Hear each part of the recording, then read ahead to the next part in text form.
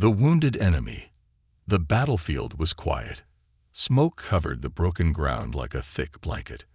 Broken machines, fallen bodies, and pieces of armor were scattered everywhere. The war between humans and aliens had left nothing behind but silence. Ethan walked carefully through the dust. He was a human soldier, tired and bruised. His rifle was low, and his steps were slow. Every step reminded him of how many friends he had already lost. Suddenly, he heard a soft sound. It was not human. It was more like a whisper, a painful breath. He raised his weapon and moved toward the sound, ready for anything. Behind a fallen alien ship, he saw her, an alien warrior. She was badly hurt, lying in a pool of dark blue blood. Her armor was cracked. Her breathing was weak. Her skin was a soft silver shade, glowing slightly under the dim sun. She looked young, but strong. Her eyes were closed, and she was unconscious. Ethan could have walked away. He could have shot her. It was war. No one would question him. But he didn't. He slowly lowered his weapon. His heart was beating fast. "She's just a soldier, like me," he whispered to himself, "just trying to survive." He looked around. No one was watching. The other soldiers had moved ahead. He dropped his rifle and bent down beside her. Ethan pulled a small medical kit from his belt. He gently cleaned the blood from her arm. She winced in pain, but didn't wake up. He wrapped the wound carefully, using a clean cloth and some bandage. Then he opened his water bottle and placed a few drops on her dry lips. "There," he said softly, "you'll live." Suddenly, her eyes opened.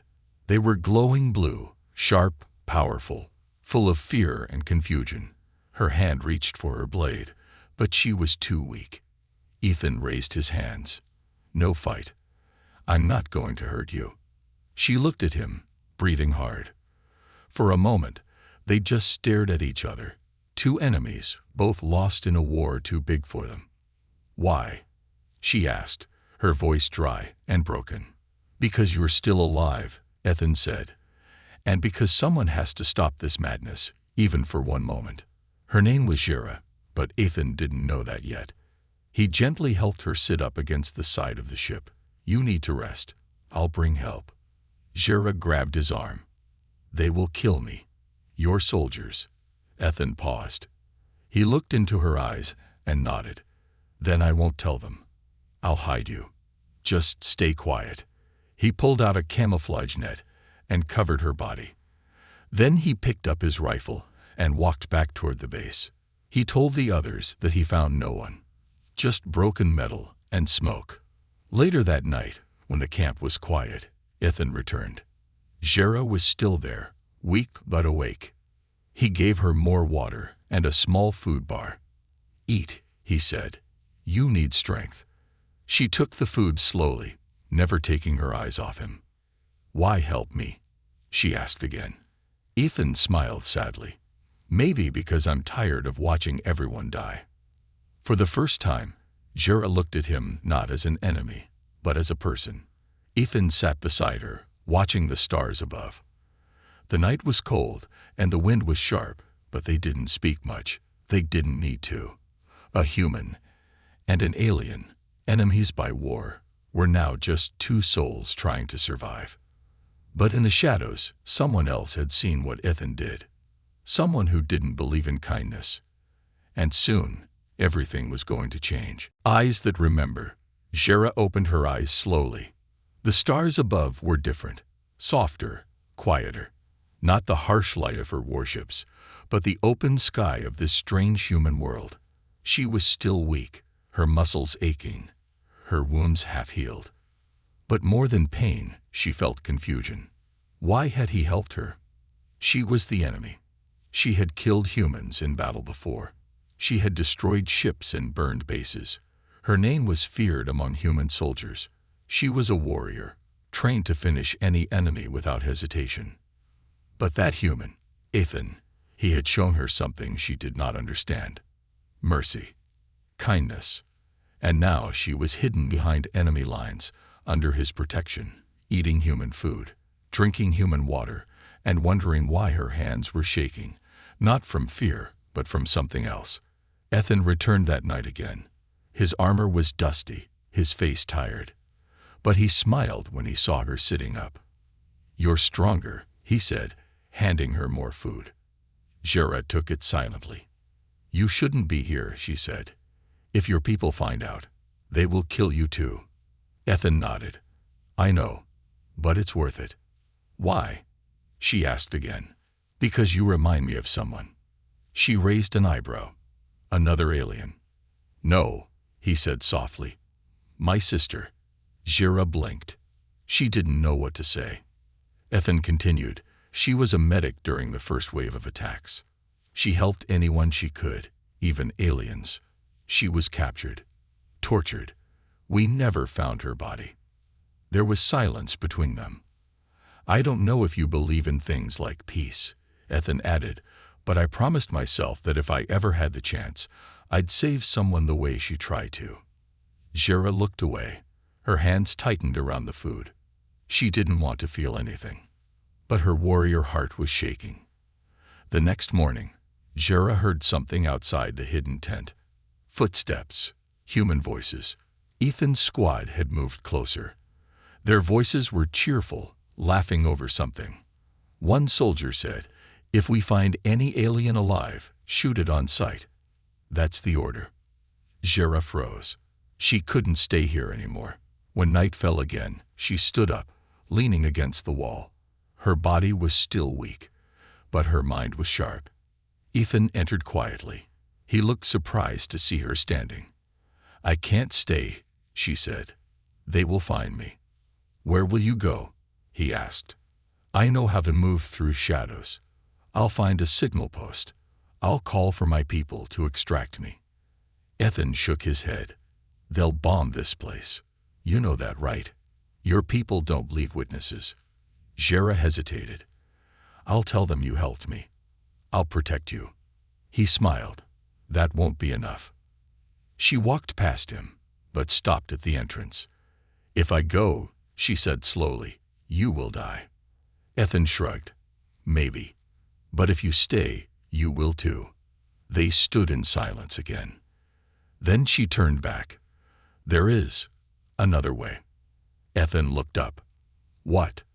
"If I can reach one of your satellite systems, I can send a false message. Make my people believe this place is already destroyed." Ethan narrowed his eyes. "You would do that? Lie to your command?" Jera didn't answer right away. Finally, she whispered, "You gave me water when I was dying.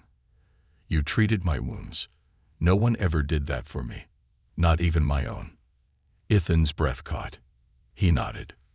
"Then let's do it." They moved at night. Ethan gave Jera a soldier's cloak. She kept her hood low, walking beside him like a silent ghost. As they moved through the camp, one soldier spotted them. "Hey, who's that?" Ethan turned fast. "New recruit. Sick from radiation. Command told me to take her to the tech bunker." The soldier frowned, then nodded. "All right. Hurry." They reached the bunker, where the communication systems buzzed with signals from orbit. Jera quickly tapped into the interface. Her fingers moved fast. Alien code mixed with human tech. "Almost done," she whispered. Suddenly, the door slammed open. A young human officer stood there. His eyes went wide when he saw Jera. "Traitor," he shouted, pulling his weapon. Ethan grabbed his gun and fired first. The shot echoed in the bunker. The officer dropped. Jera stared at Ethan in shock. He was breathing hard. His hands were shaking. "I had to," he said. "He would have killed you." "You killed your own man," she whispered. "To save a life," he answered. Her eyes filled with something she had never felt before. Not just survival, not just fear, but trust. She turned back to the console and pressed the final command. A false message was sent to the alien fleet. Target destroyed. No survivors. Then Jera looked at Ethan and said, "They will come looking anyway. We have to prepare." Ethan nodded. "Then let's finish this together." But deep inside, both of them knew. This was only the beginning. The secret message, the false signal, had been sent. Jera sat in the shadowed corner of the communication bunker, breathing slowly. Her heart was heavy. She had just betrayed her own people, something she swore she would never do. But this wasn't just about sides anymore. It was about Ethan, the human who chose to show kindness to the one being everyone else would have left to die. Ethan stood nearby, watching the door nervously. The officer he had shot still lay on the floor. Blood was slowly spreading around the body, turning the floor red. It wasn't supposed to happen like this. They had crossed a line. "We can't stay here," Ethan said softly. "When command doesn't hear from him, they'll search the bunker." Jera nodded. "I know. We need to move now." They slipped out under the cover of darkness.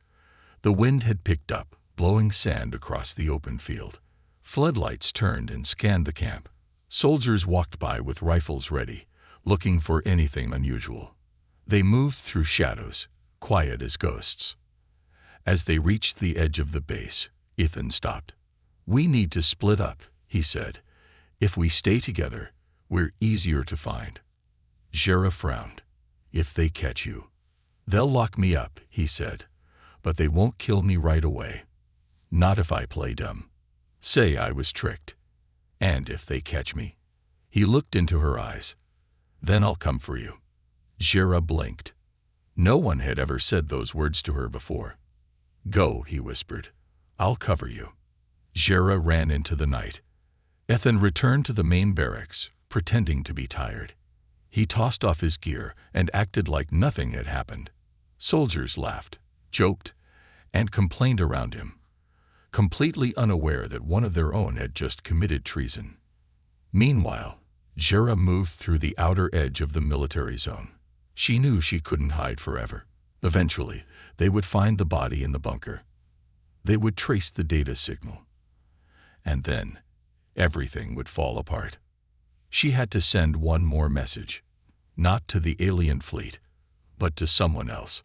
Deep inside her armor, hidden behind a layer of shattered metal, was a small crystal, a memory shard. Alien warriors used them to record battlefield thoughts, voice messages, even last words. She activated it. To any command still listening, she said softly in her own tongue, "This is Jera, second blade of House Velmar. I am alive, and I have seen something you won't understand. The humans, they are not all beasts. One of them saved me. He treated my wounds, protected me." Her voice shook. "I don't know if this message will ever reach you. Maybe you'll erase it. Maybe you'll call me a traitor. But if even one of you listens, don't attack this world again. They are stronger than we thought, but also more human than we believed." She paused, then whispered one last thing. "And if I do not survive, remember this. I died with hope." She sent the shard signal into the wind, carried by a small flying drone she had found buried in the sand. The drone lit up and disappeared into the stars. Back at the human base, things were starting to crack. The officer's body had been found. An alarm rang through the camp. Security breach. Voices yelled. Communication bunker compromised. Ethan woke up to chaos. Soldiers rushed around, grabbing weapons. Someone shouted, "Check every corner. Traitor might still be inside the base." Ethan kept his face calm. He had been trained for this. He acted confused, asked questions, pretended to care. But inside, he was cold. He knew they were getting closer. Then, something he didn't expect. A message came in through the human comms. From orbit. A new alien warship had entered the system, unauthorized. Not part of the main fleet. "Is this one of theirs?" the commander asked. No one had answers. The ship was scanning the planet, but not attacking. It hovered silently like a dark cloud over the sky. Ethan's heart sank. Had Jera's people found her? Had they traced the signal? Or was someone else listening? Hours passed. The alien ship sent a single message, not in their usual cold code, but in translated, clear language. Return our warrior, or suffer consequence. Panic spread in the base. The commander issued orders to raise shields, prepare the defense grid, and lock down all alien prisoners. No one had seen Jera yet, but they would soon. Ethan knew it was only a matter of time before they figured out the truth. And Jera, she was still out there. Wounded, hunted, alone. He couldn't let her die. Not now. He had made a promise. At night, Ethan sneaked away from the base. He carried a backpack filled with water, supplies, and a small weapon. He had one goal: find Jera before the others did. Because he knew something the others didn't. This wasn't just about war anymore. This was about trust. And whatever Jera did next would change everything. Betrayal from within night fell over the base like a silent storm. Inside the shadows, Ethan moved quietly between buildings. He kept his face low, avoiding cameras and patrols.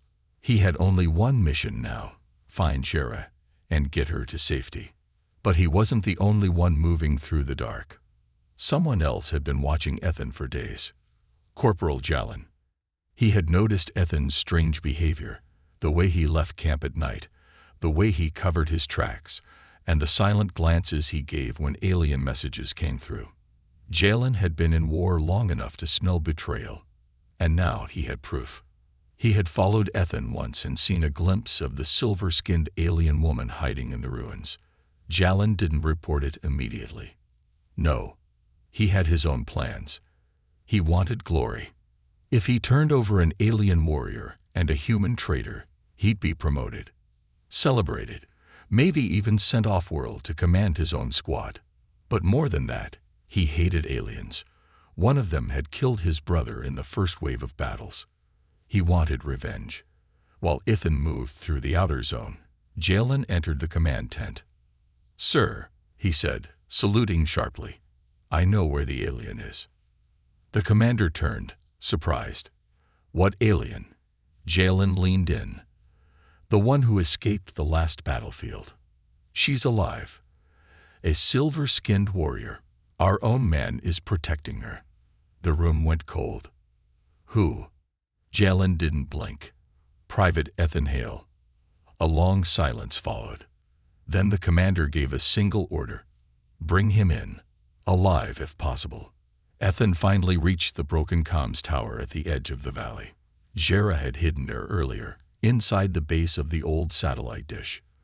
The walls were burned from past attacks, but inside, it was dry and quiet. He found her sitting beside a cracked power core. She looked up when she saw him, weak but alive. "You came," she said softly. "Of course I did." He gave her water and a heat pack. "You need to move again." They found the body. "They're searching." Jera nodded. "I sent the message. My people might come, but I don't know what they'll do." "You're not alone now," Ethan said. "We'll deal with it together." But before she could answer, a sudden flash lit the tower. A voice shouted from outside. "Hands in the air. Hail." Ethan spun, pulling his weapon. "Go. Run." But Jera didn't run. Instead, she grabbed a long metal rod and stood beside him. "I won't leave you," she whispered. They stood back to back as soldiers stormed the tower. Smoke grenades burst through the door. Flashlights cut through the dark. Ethan and Jera fought like shadows, silent, fast, and deadly. But they were outnumbered. A blast knocked Ethan off his feet. He hit the ground hard, his weapon sliding away. Jera screamed his name, leaped over a fallen crate, and struck two soldiers before they could grab him. But then, a stun beam hit her chest. She fell beside him, twitching in pain. And then, Jalen stepped through the smoke. He looked down at Ethan, gun pointed. "You betrayed all of us," he said coldly. Ethan tried to stand, but Jalen kicked him back down. "You helped to kill her. She murdered humans, and you protected her. She's not the enemy anymore," Ethan growled. "You are." Jalen smirked. "Let's see what command thinks." They were dragged back to base in cuffs. Jera was placed in a magnetic cell, her arms bound, surrounded by guards with plasma rifles. Ethan was thrown into an isolation chamber. For hours, they were questioned, beaten, threatened. Ethan said nothing. Jera, even in pain, stayed silent. But deep inside, she was already planning, because she knew something no one else did. Her people were coming, and when they arrived, they wouldn't negotiate. They would destroy, unless she stopped them. And to do that, she needed to escape. That night, a soft vibration passed through the air. No one noticed it, except Jera. It was a signal, not human. It came from above, from orbit. 3 alien warships had just entered atmosphere, and they were locking onto the base. Countdown. 6 hours. Jera opened her eyes, calm and cold. She pulled her hands tight, slipped one finger under the edge of the energy bind, and pressed on a hidden nerve point. Pain shot through her arm, but the bind flickered. Again, until the lock cracked. Her wrists were free, and her eyes glowed. "It's time," she whispered. Then she looked at the wall across from her. "Hold on, Ethan. I'm coming." Warrior in disguise. The energy cuffs shattered. Jera flexed her wrists slowly, feeling the blood return to her hands. The alien signal from above kept pulsing in her ear, low, rhythmic, urgent. Her people were in orbit. They were preparing to strike. She had only hours left to stop them. But first, she had to free Ethan. The guard outside her cell was still watching the screen, unaware that she had broken free. She moved silently. Then, like lightning, she struck the bars. The force of her hit made the guard jump back in shock. Before he could raise his weapon, she slammed her foot into the side control panel. The door blasted open. She rushed forward, caught his arm, twisted it, and dropped him with a sharp strike to the neck. The hallway alarm began to flash red. She grabbed the guard's ID chip and helmet, pulled his armor off, and slipped it over her own body. Now, she looked like one of them, a human soldier. But inside, her alien heart was burning with purpose. Ethan was locked in isolation. His lip was bleeding. His ribs hurt from the last punch. But his mind was clear. He wasn't afraid. He only feared what would happen if Jera didn't escape. He knew the humans would try to break her spirit, but they didn't know her like he did. They didn't know she was a flame that couldn't be put out. The door clicked. He looked up. A soldier walked in, tall, armored, visor down. Ethan braced himself, but then the figure removed the helmet. Silver skin, glowing blue eyes. "Jera," he whispered. "Quiet," she said. "We don't have long." She pulled out a small plasma blade and sliced through his restraints. "How did you?" "Later," she interrupted. "Can you walk?" Ethan stood, his body sore but steady. "For you? Always." She almost smiled, but there was no time. She handed him a guard's pistol. "We'll go through the engineering tunnel. Less guards there." "What about the others?" he asked. "Won't they see us?" She nodded. "I hope they do." They slipped into the lower levels of the base. Pipes hissed steam. Warning sirens blinked red. The whole base was now in high alert, but confusion spread fast. Some soldiers thought the alien had escaped. Others thought a full attack was beginning. Jera used every hallway, shadow, and corner she remembered. She had studied human movement for years as a warrior. Now she was using it to outsmart them. But Jalen was not fooled. From the control room, he watched the cameras carefully. Then, he saw it. "Wait," he said. "Zoom in." The screen showed 2 soldiers moving quickly through the lower tunnels. One of them limped slightly. The other held her head too high. Jalen slammed his hand on the console. "That's them." He grabbed his rifle and ran. Jera and Ethan reached the outer launch bay. It was mostly empty. Only a few guards watching the shipyard. But one of the ships still had fuel, still had power. Jira pointed. We take that and fly toward the alien fleet. I send a stop signal. They'll listen to me if they see I'm alive. Ethan looked worried. And if they don't? Then we die in the sky, she said calmly. But before they could move, the bay doors burst open. Jalen stepped in with 4 armed men. He aimed straight at Ethan. Step away from her now. Ethan raised his gun. Don't do this, Jalen. You think this alien cares about you. Jalen growled. She's tricking you. She'll lead her army down here and burn this base to ash. Jera took a step forward. I'm trying to stop the attack. Jalen laughed bitterly. Don't lie. You people are monsters. You killed my brother. And your people killed mine, Jera said. But that doesn't mean we keep killing. For a moment, everything was silent. Then Jalen shouted, Open fire. The room exploded with gunshots. Jera rolled across the floor, pulled Ethan down, and fired back. 2 of Jalen's men fell. The others ducked behind crates. Ethan ran toward the ship's ramp. Jera, go. She covered him, deflecting blasts with her stolen shield, and followed him inside. Jalen fired again, 1 shot hitting her leg. She stumbled, but kept moving. Ethan helped her onto the pilot's seat. Can you fly this? Better than any human, she grinned. The engines roared to life. Bullets hit the side of the ship as it lifted off. Jalen screamed in rage as they flew up through the tunnel and into the open sky. Above the clouds, the alien fleet was already moving. Warships were locked on target, weapons charged. Jera's hand shook as she opened the transmission. This is Jera of House Dolinar. Ceasefire. I am alive. Repeat, I am alive. No reply. Your target contains civilians. One of them saved my life. He is with me now. If you destroy this place, you become what they say we are. Silence. Then, a voice. Jera, we thought you were dead. I lived, she said, because a human gave me mercy. Now, I ask you, do the same. For a few seconds, nothing. Then the warships pulled back. Weapons powered down.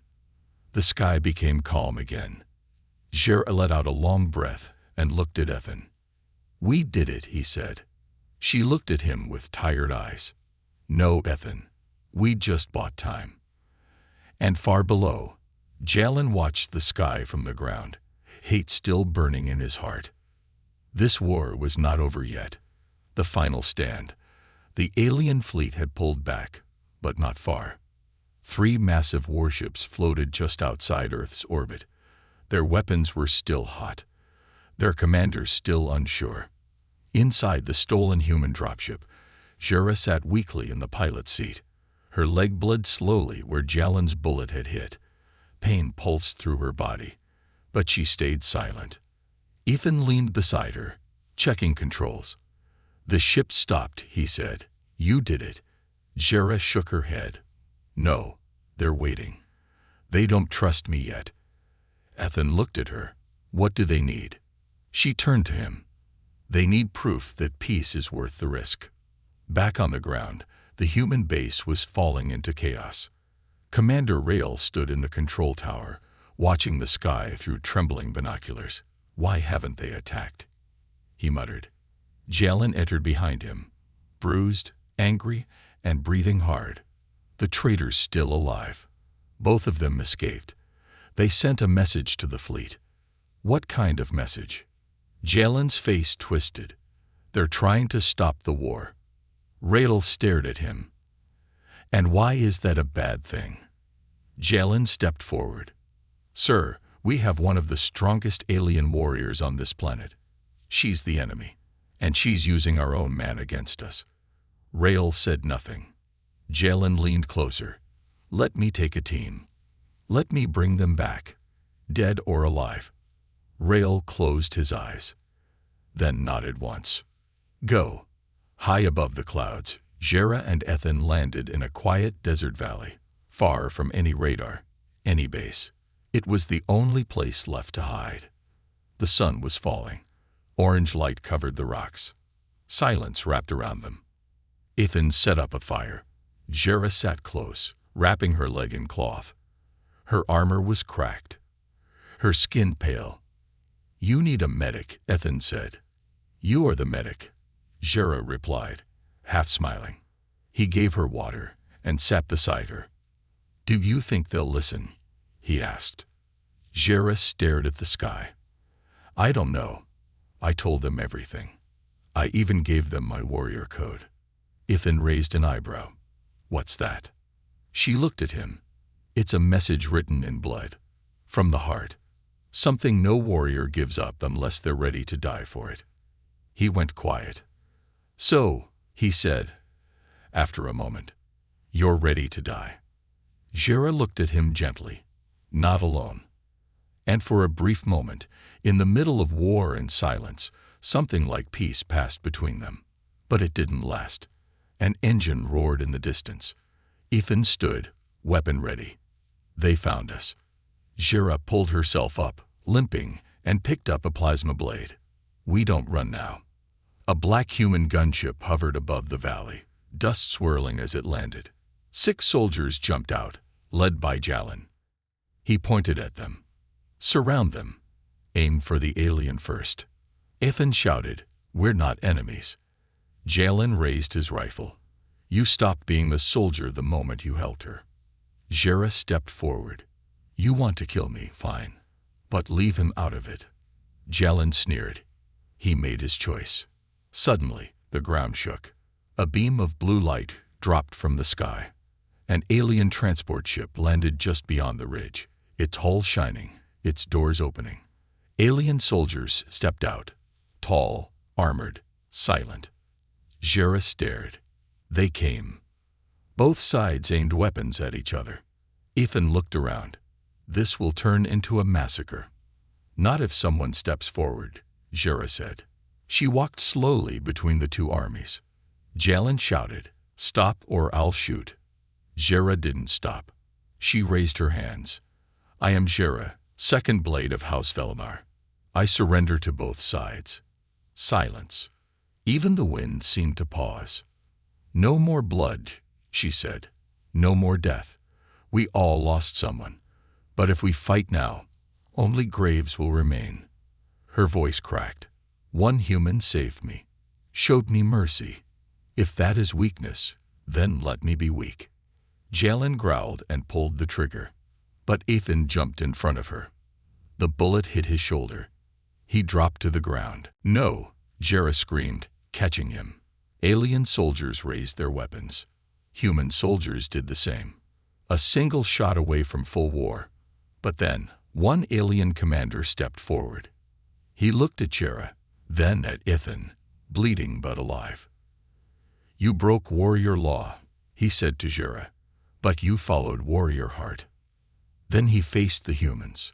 "We leave now. No more war. Not today." He turned to Jalin. "You shoot again, we respond." The alien troops carried Ethan gently into their ship. Jera stayed by his side, holding his hand.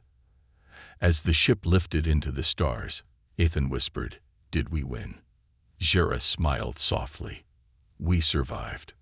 Hours later, the war was officially paused. Not ended, but frozen. Both sides agreed to silence. A warrior's sacrifice had changed the story, but the final choice had yet to come. Because in the heart of every survivor was the memory of one human and one alien who dared to care. What she did next. The alien ship floated in low orbit, just above Earth's clouds. Inside, silence filled the medbay. Ethan lay on a soft metallic bed, surrounded by blue healing lights. Tubes were connected to his arm, and a silver patch covered the bullet wound on his shoulder. His breath was steady, but slow. Jera sat beside him, armor removed, wearing a simple robe. Her silver skin looked pale under the ship's glow, but her eyes were wide open, watching, waiting. She hadn't left his side since they took off. Not even once. The alien medic walked in quietly. "His body is healing, But the human mind is more fragile. Jera nodded. He'll wake up. And if he doesn't, then I'll wait, she whispered. News of the incident spread fast, both among humans and aliens. The footage had leaked. Jera walking into the middle of two armies, Ethan taking a bullet for her, the alien commander calling for peace, and Jalen's face frozen in disbelief. On both sides, leaders were now forced to answer a question neither wanted to face. Could enemies become something else? Could this war end? On human networks, some called Ethan a traitor, others called him a hero. Alien broadcasts called Jera a disgrace and a symbol of courage. No one could agree, but everyone was watching. 2 days later, Ethan opened his eyes. Jera was asleep beside his bed, sitting in a chair, arms crossed, her face calm for the first time in days. Ethan turned slowly. Jera. Her eyes opened instantly. Ethan, she whispered, leaning forward. He smiled weakly. You're still here. I told you, she said, I wouldn't leave. He stared at the ceiling for a moment. Are we safe? For now, she said, but not for long. Why? She looked away. Because now they want answers. Hours later, Jera stood before the Alien Council, broadcast through a galaxy-wide signal. She stood tall, wearing her old armor now polished, her hair tied back, her face without fear. The council's voice echoed through the chamber.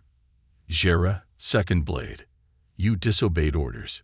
You saved an enemy. You called for peace. She nodded once. I did. Do you regret it? She didn't blink. No. You know the punishment. Jera stepped forward. You can take my title. Remove my rank. Erase my name from the warrior books. I accept that, but I will not regret saving him. The room went silent. Then one elder leaned forward. What would you do now, if we gave you a choice? Jera looked up, eyes glowing. I would go back to Earth, she said, and speak to the humans, not as a warrior, but as something else. What? She took a breath. A bridge. On the other side of space, Ethan stood before a human committee. He wore his uniform again, arm in a sling, eyes still tired but sharp. One general barked. You protected an alien warrior, broke military rules, disobeyed orders. Ethan nodded. Yes, sir. Why? He raised his head. Because for the first time, I saw the war from the other side. And what I saw wasn't a monster. It was someone like me.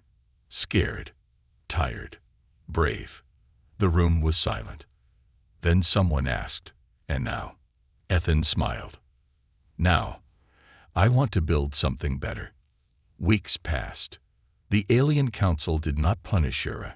The Human Committee did not jail Ethan. Instead, something happened no one expected.